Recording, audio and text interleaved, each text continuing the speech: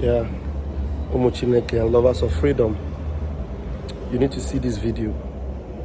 Yes, I have to take time aside at work to share this video with you. The truth and nothing but the truth. Everything that Mazi Nnamdi Kanu have ever said, everything that the Prime Minister, Mazi Ekpa, have been saying.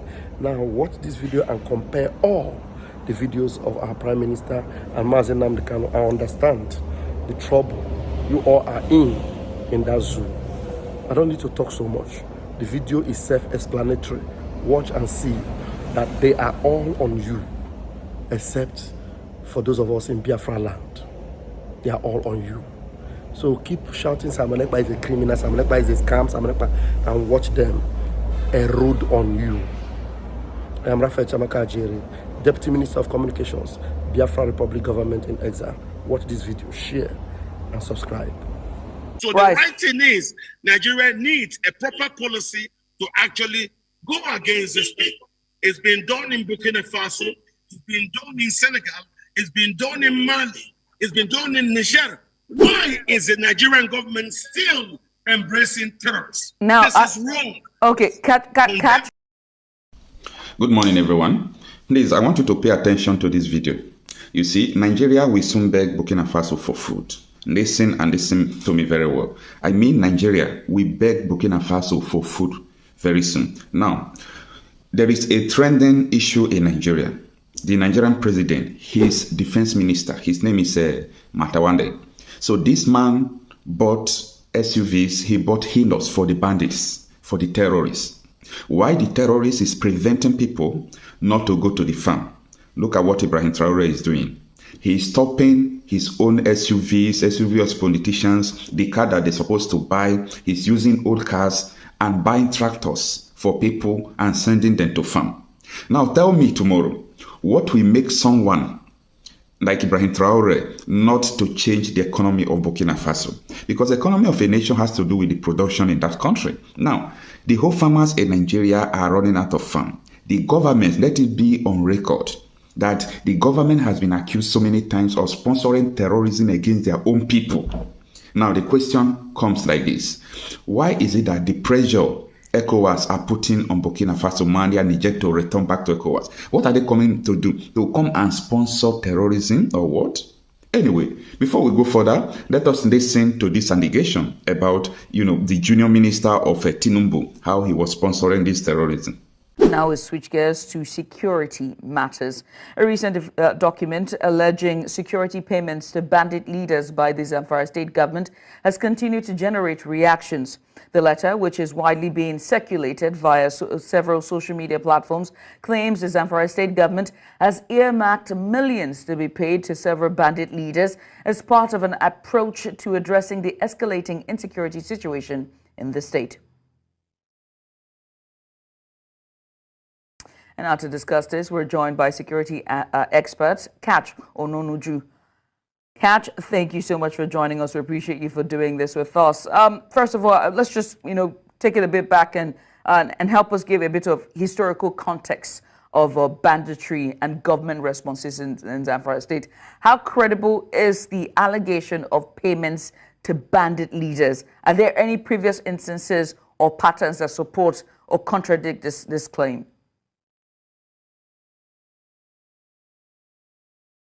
Right now that everybody's complaining about is not a new problem. I want to tell the world that I believe the Nigerian government has failed in its quest to actually look after the local people. This is not a new problem. This problem has been here for a very long time. President Buhari has tried about 7 different schemes to try and actually gain land to resettle this displaced refugees who came in from Mali, Central African Republic, Burkina Faso, and other countries. But he did not gain any positive results. And so I believe now that we have come back again under President Tinubu, if Tinubu does not solve it properly, you will see is this random killing every day by the Fulani refugees who are seeking for land. And I don't think this is the right way to gain land in any West African country. That's why I believe the leaders failed. If they were never able to resettle the Fulani refugees in central Mali or Central African Republic, and they came to Nigeria, this is what we're now having. They are being forced to kill in order to gain land, to resettle themselves by force. This is not a way to run a country. I think this is wrong. We must take initiative to save the households. I'm going Nigeria. This can't continue. Catch, I'm going to ask you again, because you didn't answer my earlier questions. With historical context, how credible is this allegation of payments to bandits? Have there been any previous instances or patterns that sort of support or contradict this claim? Yes or no? Yes. Payments to bandits was a strategy adopted by the Buhari administration to keep the Fulani militiamen on, because the militia people needed money. And that's payment by government to them, initiated by President Buhari, was the original way to give them money. If you don't give them money directly, they will engage in kidnappings. All right. And the Nigerian government didn't like kidnappings as a way. Remember, the schools in Kankara, the payment to them, all those were arranged. They mass kidnapping of youth, and then the subsequent kidnapping, the payments. Those payments were monies being given to these terrorists for them to augment whatever it is that they needed. But they were not able to gain this trust of the government who were giving them money, because no matter how much money you give them, they will always renege on agreements. And that's why the government stopped paying them.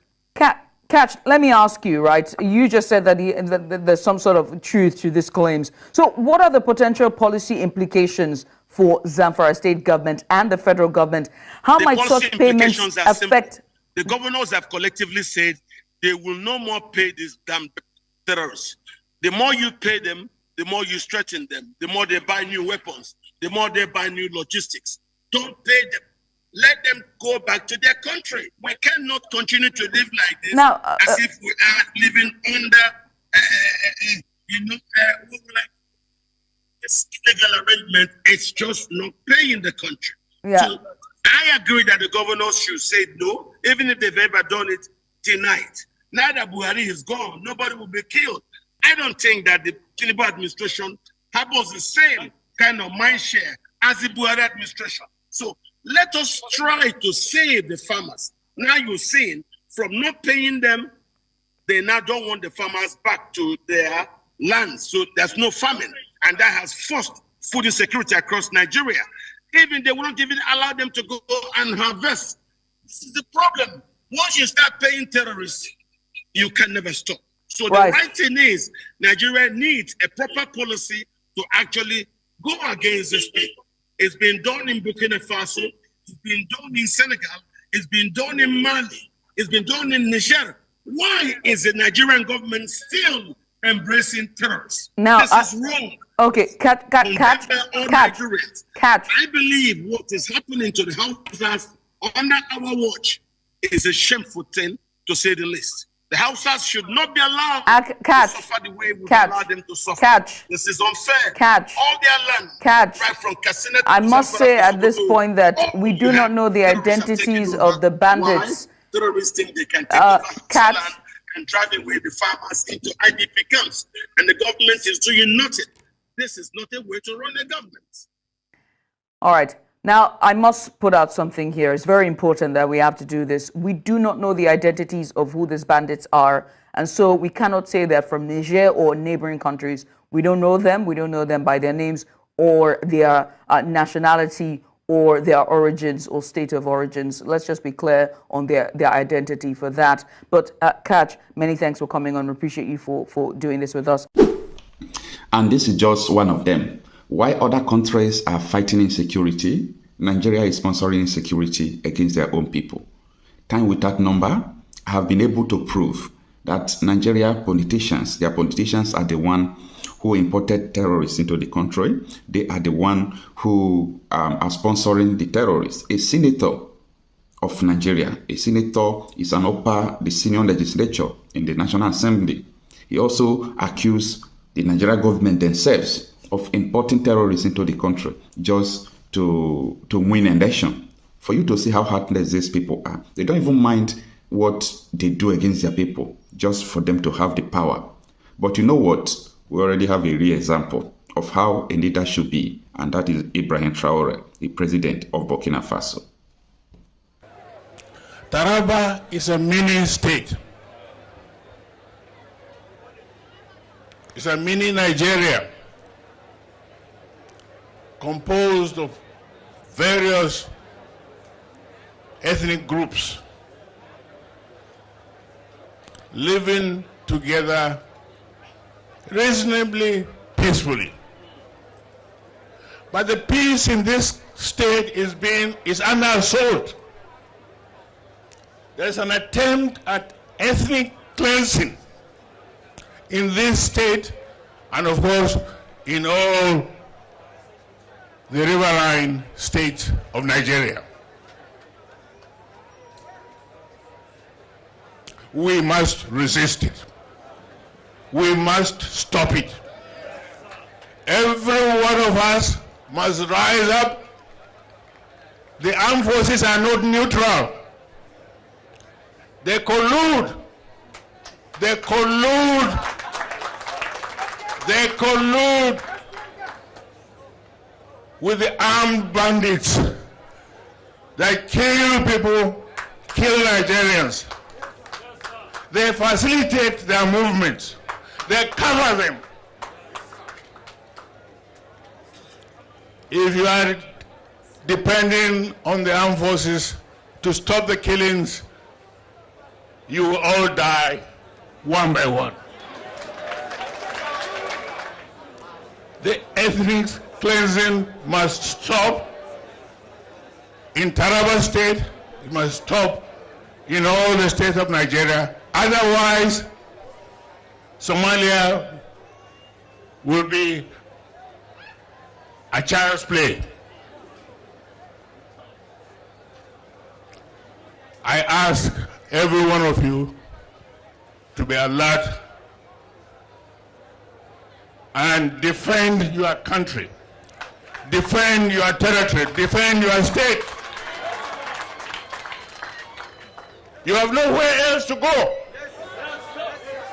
You have nowhere else to go. God bless our country.